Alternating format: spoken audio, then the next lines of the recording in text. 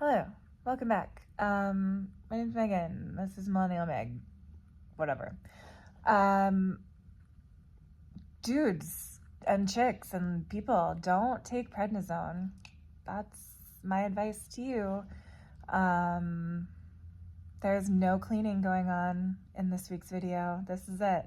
I'm on a sofa at my office because this is the only calm and quiet place that I can be right now. I have a babysitter at my house. I don't have any clients today. It's a Thursday. I came to the office with the intention of trying to do my notes. I saw 11 patients this week, or clients, on Monday and Tuesday. I need to write notes for all of them so that we can submit them to insurance and get paid. But I am really struggling. I'm struggling right now. As you can see, I am laying down on the couch in my lobby. I don't have any clients today. My business partner doesn't have any clients until 2:30, and it's 12 o'clock. So I gave myself from 11:30 to 12:30 to just lay here and hopefully let my blood pressure chill, let my nervous system relax as much as I can. But guys, this is not fun. It's so interesting to me because I was, oh my God, I can't even think. The brain fog. I'm going to talk to you about prednisone. Don't worry. We're going to get to the prednisone side effects. But let me tell you how I got here. Let's tell us how I got here. I won't be too long-winded, but the prednisone specifically, let's talk about it. So I am somebody who typically, if you've seen any of my videos about starting Adderall, starting ADHD medication, I researched the crap out of it. I Googled it. I watched videos about it. I asked ChatGPT about it. And I started on a super duper low dose. I started on 5 to 10 milligrams, which is what they give 6-year-olds. And I'm clearly an adult woman. I'm a whole adult. But I'm just really sensitive to medications, and I have pre-existing high blood pressure. So it is crazy to me that when a doctor was like, here, take 40 milligrams of prednisone for 5 days, every day for 5 days, that I was just like, sure, no problem. And then when I went to the urgent care a couple days later, and I was still having allergic reactions, that nurse practitioner was like, maybe you should take 60 milligrams of prednisone every day for 5 days. And I was like, cool, whatever is going to help. And I did not do any, I did none. I did no Googling. I did no ChatGPT. I did no research. I was just like, bloop, let's take it all. Because I had been on a smaller pack of a steroid a couple of weeks ago, and I was like, oh, that didn't affect me. Apparently I'm impervious and immune to any negative side effects from steroids because I took this other I forget what they call it, but it's a pack where they give you 6 pills to take one day, and then 5, then 4, then 3, then 2, then 1. But what I didn't realize is the vast difference in the dosage, because those pills are 4 milligrams each. So when you're taking 6 of them, it's 20 milligrams on the first day. And then it's, whatever, less than 4, 16 milligrams, and then 12, and then, 8, and blah, blah, blah, 4. So that, of course, that didn't affect me because it was baby doses. But apparently 60 milligrams a day is a lot. It's a lot. And right now I feel okay because I've been laying here for a half an hour. and I already took my blood pressure meds. So I feel kind of okay. But I took myself to go eat something at a restaurant. I had like a burger patty and avocado and a pickle. And I felt like I was going to stroke out the entire time that I was sitting there. Like the waitress would ask me a question and I would just be like, yeah, sure. Like I was registering what she was saying, but I couldn't. It was just so weird. I'm just like in this bubble. Like I'm in a foggy bubble, kind of. Like I can see clearly, but this morning the pressure behind my eyes was so intense. I probably should not have been driving, to be honest with you. I don't know. Like I haven't been taking my blood pressure because when I was at the urgent care, it was high. Then when I saw my primary doctor on yesterday morning, it was still high, but not as high. It was like 130 something over 98. So I'm just going to assume, and the doctor told me to just assume, like, my blood pressure is going to be high until I come off the prednisone. Same thing with my blood sugar. When I was in the ER last Thursday, they did a blood panel, and my blood glucose was like 215, and I had not eaten that much at all that day. And so that's not great. I don't know much about blood glucose, but I know that's high. And I'm not on any medications for blood sugar because normally my blood sugar is totally chill. So as far as I know, like every time I've gotten blood work, that's never been an issue. My A1C is fine. Like everything's fine normally. So my blood sugar is probably running pretty high. My blood pressure is running high. Last night, so I've been wearing my Apple Watch. My heart rate has been okay. So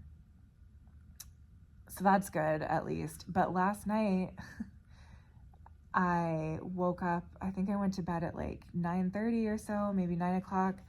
I woke up at 12:31, like just bolt out of bed. My heart was racing super fast. I was super anxious. My immediate thought was anaphylaxis because now I have that anxiety.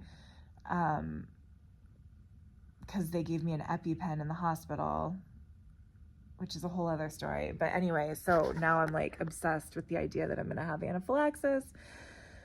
Health anxiety is a real bitch. It's a real bitch. I thought I conquered it. I used to have panic attacks every night in 2020 during the pandemic for like 2 months. It was literally the worst time in my life. And this feels up there. It feels similar. Like I feel like for the past week, I've been walking around in a fog. I've been still seeing clients. I feel like I'm able to give good feedback, but I feel like my filter is a little, my defenses are a little bit down. So I'm probably maybe not focusing on them as much as I should. Like I don't know how to explain it as a therapist, right? It's like normally I don't say too much about myself in a session because that's not what it's about. I try to shine the spotlight on the client and make sure that they feel heard and understood. And I feel like for the last week or so, like I've just been letting myself slip a little bit more. Yeah. I mean, I don't think I've done anything like ethically horrific, right?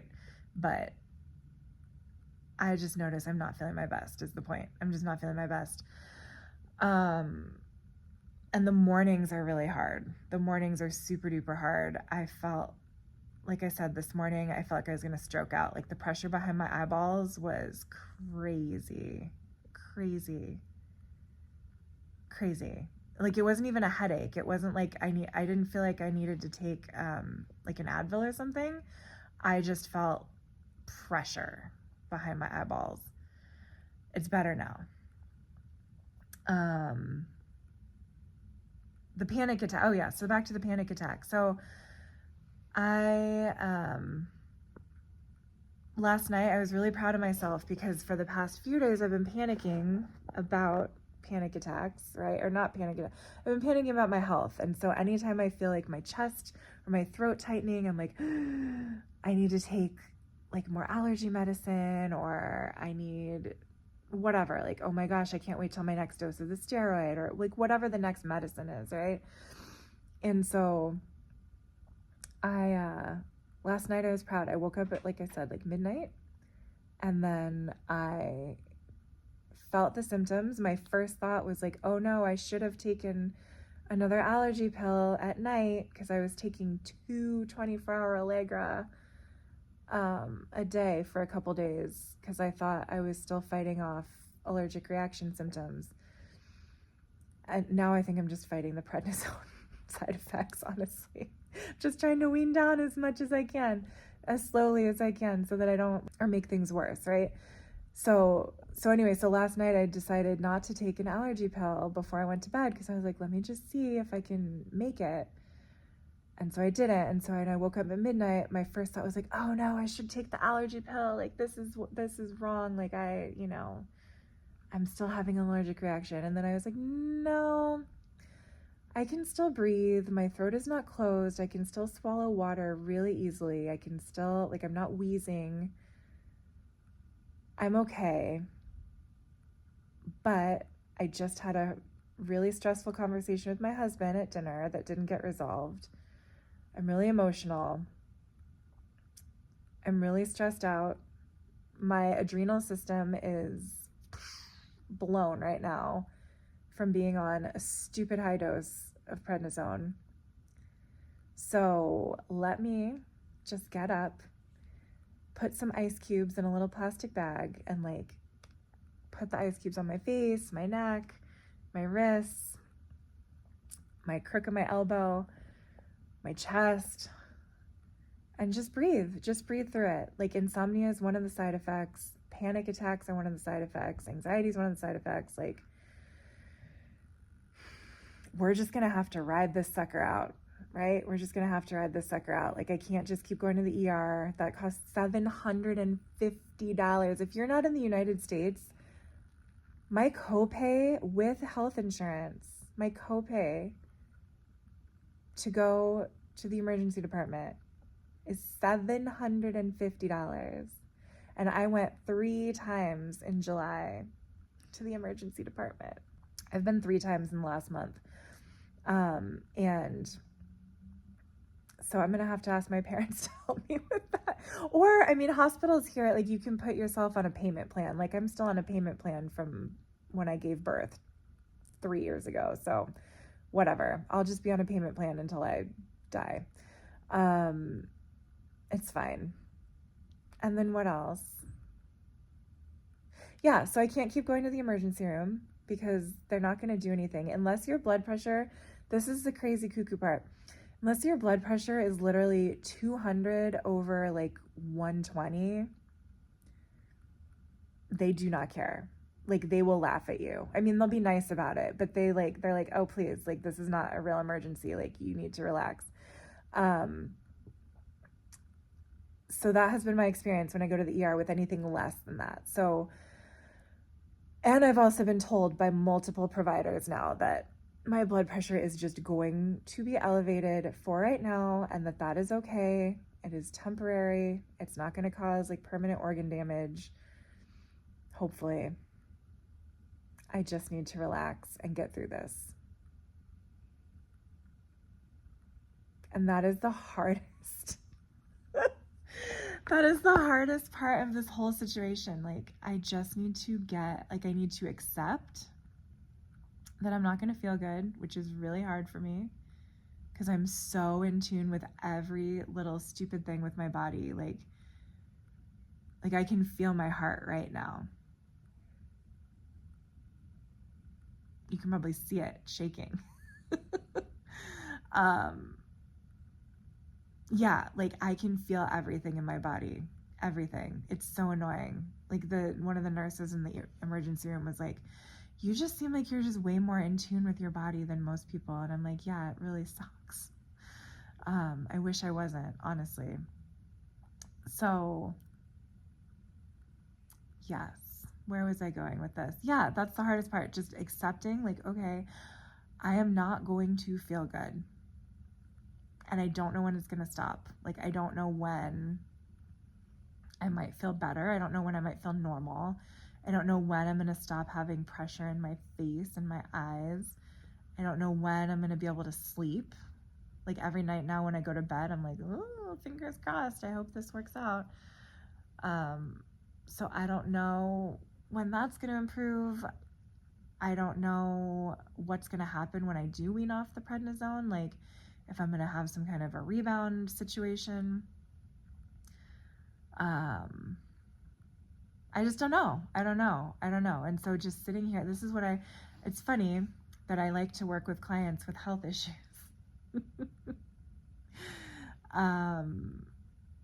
Probably because I relate to them, unfortunately, even though mine are not right now, knock on wood, like not as significant. But,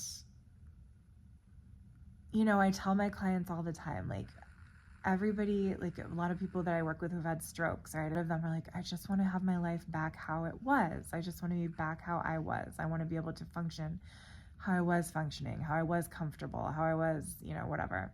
Even if their life wasn't perfect, it's like they were able to function. And so I always tell them, like, we can't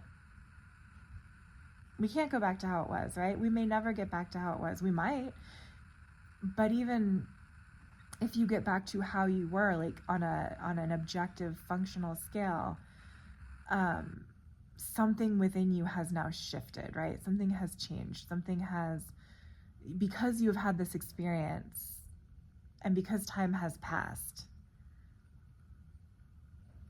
it will never be exactly the same, right? Like, now the focus is, how do I live with what is currently happening, right? Even if it's unpleasant. How do I figure out hacks for, like, if people are having trouble, a lot of people with strokes have trouble with being like overstimulated at the grocery store, for example, or like planning, right? Like planning meals or cooking a meal. Like, their brain just doesn't work quite the same way, even if physically they can do it. And so it's like, okay, like, yes, it would be nice if your brain got back to exactly how it was and you could just like decide you wanted to make meatballs and pasta and like just make it. But if we're at where we're at right now, like, what are some things you can do? Like, maybe you always used to make your meatballs from scratch. Well, now what can you do? Can you buy pre-made meatballs? Like, is that an acceptable alternative, right? Like, can you pre-order your groceries and just go pick them up instead of walking around in the grocery store and getting overwhelmed and overstimulated and like getting upset? So for me, it's like, okay, I need to accept I'm not going to feel good right now. I need to build in time like this where I have time to rest and relax, and just gather myself so that I don't completely destroy my entire body.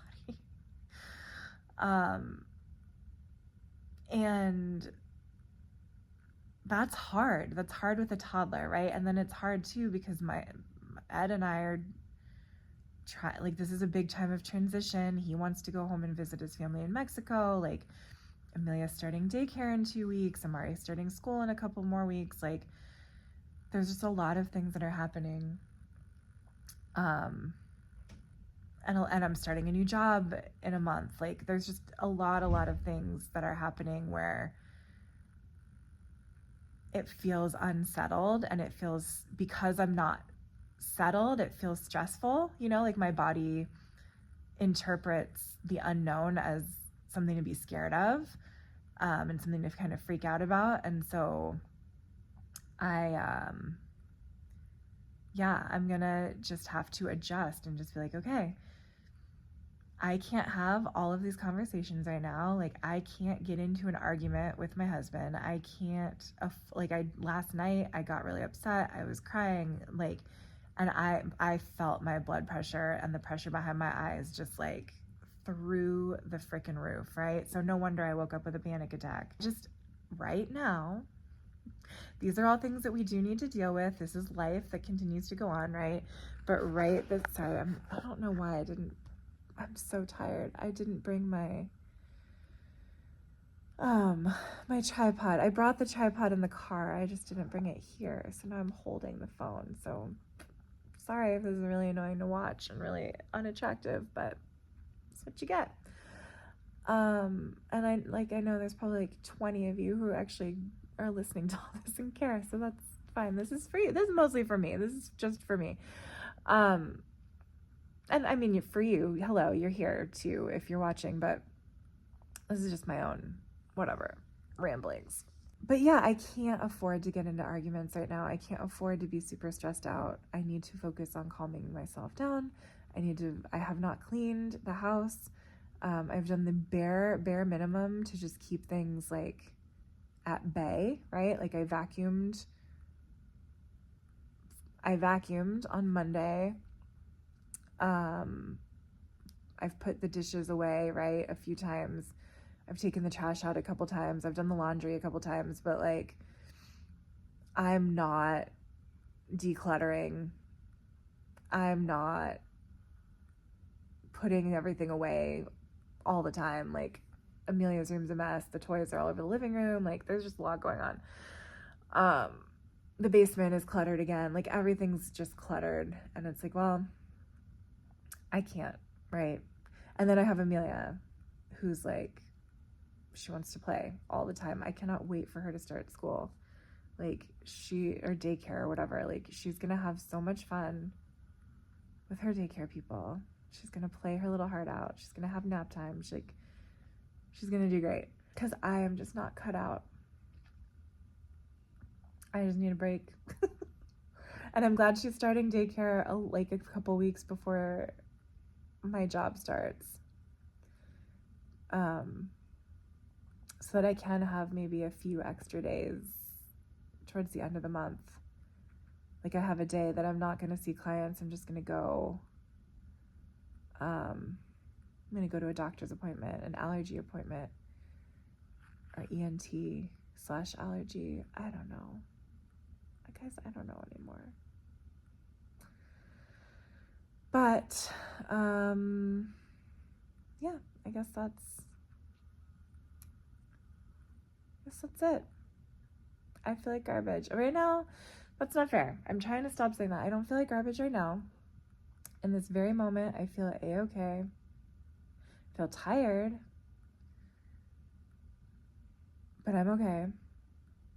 And my hour of rest time is up, so I'm going to get up and finish my paperwork that I need to do. I need to finish my onboarding paperwork for my new job and submit all of that, and then I need to finish my notes, my 11 notes, and then I'm going to go back home, and it'll be fine. All right. That's it. Thank you for watching. I love you. Goodbye.